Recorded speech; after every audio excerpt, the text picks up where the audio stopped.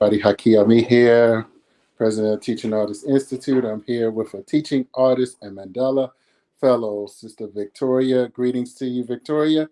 Welcome to you. Yes. So tell us a little bit about your experience here as a Mandela fellow. Thank you, Hakim. My name is Victoria Merab Akinyi, and I'm a 2003 Mandela Fellow. And the fellowship has been amazing. It's been one of the most life-changing opportunities that I've had. And one of the things that stood out for me was the networking. And to me, networking just not with the people that we've met in the US, but networking with the people that attended the fellowship, the fellows that came for the fellowship.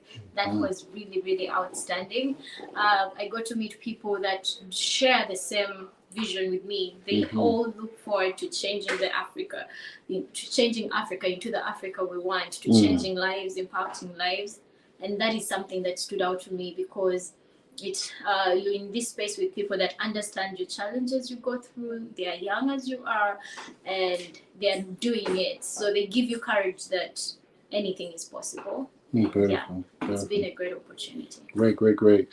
So where are some of the places, and you have been at UMBC for the past 6 weeks, right? 6 to 7 weeks or more longer, right? So they've been 6 weeks, and we arrived.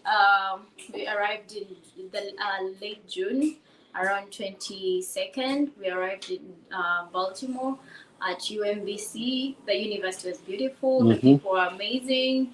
And it was different from what we knew back home, the universities we've been to. I'm from Makerere University in Uganda, and it was a bit different. However, what we loved most was we went to, personally, I liked the open space, open works, I think it's called the open works. And when I got into this space and just started exploring it, one of the things I was seeing was the vision that I have for my organization. My organization is called Streetlights Uganda, and we use art to get children off the streets by empowering them to nurture and build, study, discover, and nurture their talents, and show them that they can be anything based on their artistic talents that they possess.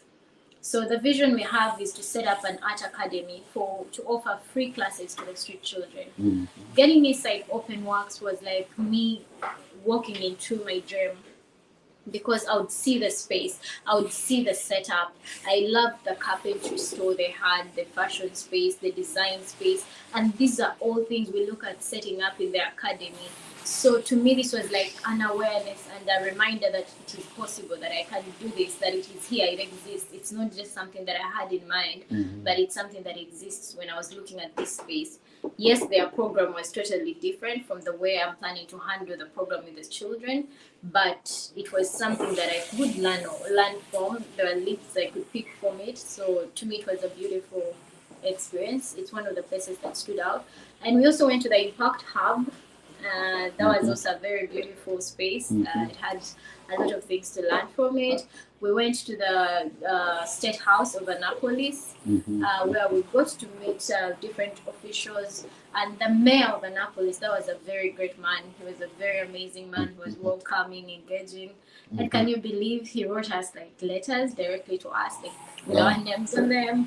He was so good. Like the plan that he has for Annapolis, as an interior designer, I really loved that he had come up with a plan of what he wants to do for the space, for the place, and how he wants to still maintain, because there was this region that he said where they used to have the blues, the music, and all the historical music, and artists used to converge there and do this whole music moment it was close to the beach. And when people wanted to use that space to build, he decided that land would be reserved. Actually, he encouraged for the land to be bought off so that it could stay and be reserved, and it would be a space where people can just go and just have a recreation center, so that the memory of the moments of the blues, the music, the Black American music cannot be demolished. So I love those spaces, plus many more other places that we visit. Beautiful. So tell me some of the places, some of your classmates that where some of the fellows have been from. If you can, I know there was so many of them. Yeah, but so just we some of were 25 fellows from 19 countries. Mhm. We had very many fellows. We had, let's say, we had Raul fighting criminality. So he's using sports to fight criminality. We used to, the reason I did the fighting criminality, it's the way we used to call him and just remember him. So everyone was remembered by something. So Raul was from Cape Verde. And we also had Lillian from Tanzania. She's using, she's a journalist, and she uses journalism to tell the stories of women that haven't been told, and also encourage and empower women through journalism. Then we also had Amongi from South Africa. And Amongi also does storytelling. She writes books, children's books, and as a way of empowering girls and women and children in the community in South Africa. We had Boniso also from South Africa using, he is a priest actually back at home. He works with the church and they offer scholarships and all that opportunities to the young people in South Africa. Then we also had Patrick Kirenga from Rwanda, from the organization called the Rwanda We Want. And also then, like, it was amazing to meet a guy that works with children, I mean women, and sex education, reproductive education. So that was also something that really stood out. Then we had Brahima from Cote d'Ivoire, and we had different people. We had what's her name from Ghana.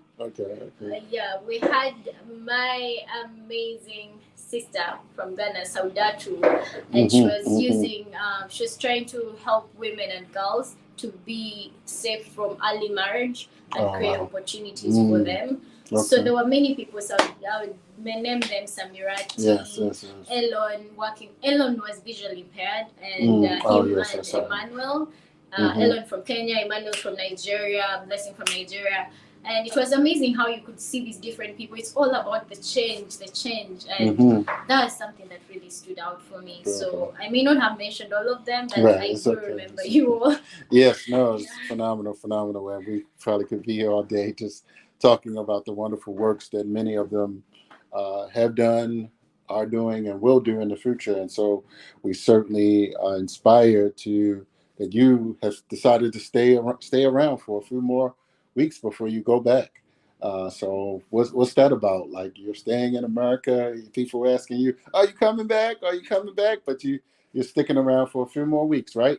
Yeah, so I had an extension of my stay for 1 more month, and my purpose of doing this is the program is very amazing. The Mandela Washington Fellowship, it's amazing, and it's also very, very intense. Like, there are lots of things to be doing. That's why when we were leaving home, we were told that, you know what, make sure that the people back at home, you leave them knowing that you're going to be busy and they cannot expect you to be able to conduct work back at home. Right. I thought it was a joke because I'm a workaholic. And I was like, I'm going to do this. It's possible. It's just a joke. And I dive into this place, and trust me, day one was relaxing. Day two starts and we are on it. Like, you have the class sessions. After that, you have the networking sessions.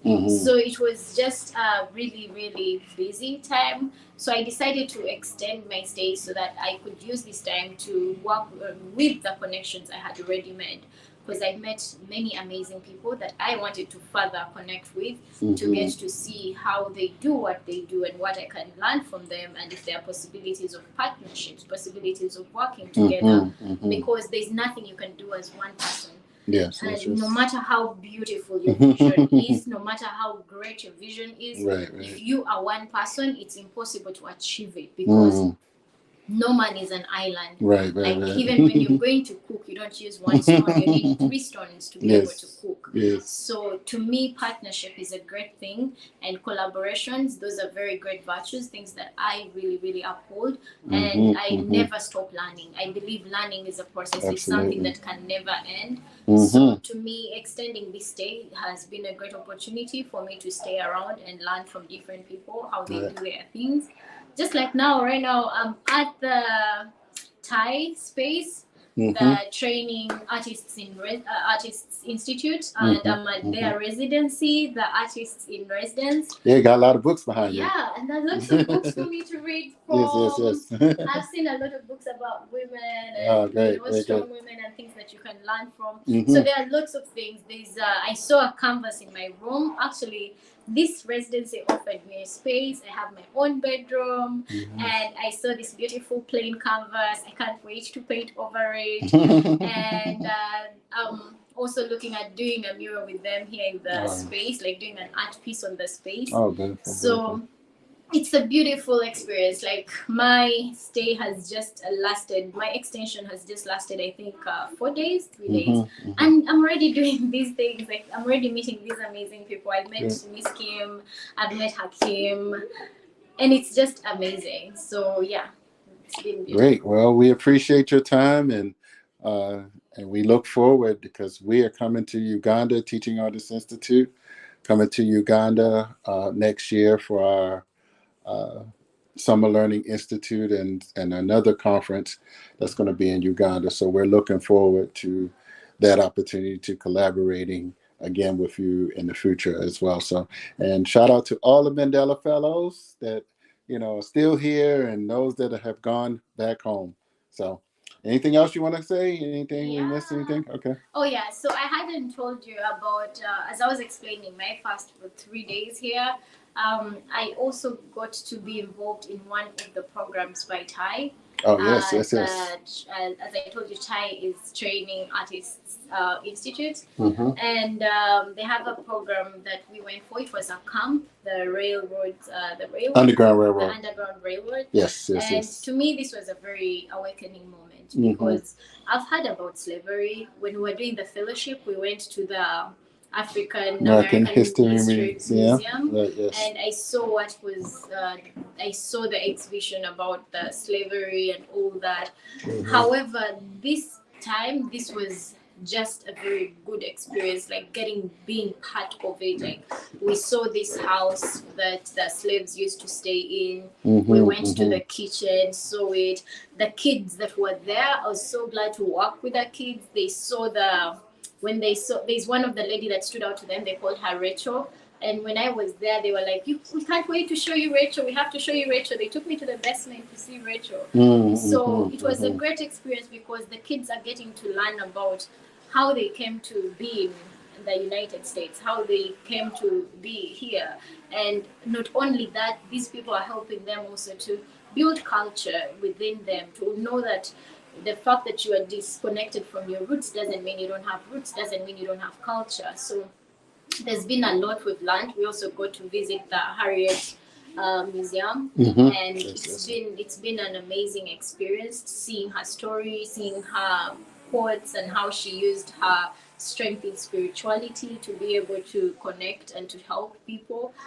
She dedicated herself at a young age to be able to help free people from slavery. So that has been a good experience. And with the kids, we also got to have a campfire. And during the campfire, I got to share a story with them, which was a very beautiful session. Because to me, storytelling is something that I used to witness was done by the grandmothers when we were young. It was mainly the grandmothers that were doing it. They would sit at the fireplace and then they tell you stories. So to me, being given the opportunity to share with them a story, I shared with them one of the stories of Gipiri and Labong. And it was an amazing moment. I was so humbled, I was so honored, them paying attention, that was so beautiful. So once again, thanks to Ty for the great opportunity. And I'm so glad to be here. I'm so glad to be in your space and can't wait to do more. Thank you. Sounds good. Thank you. And yeah, bye.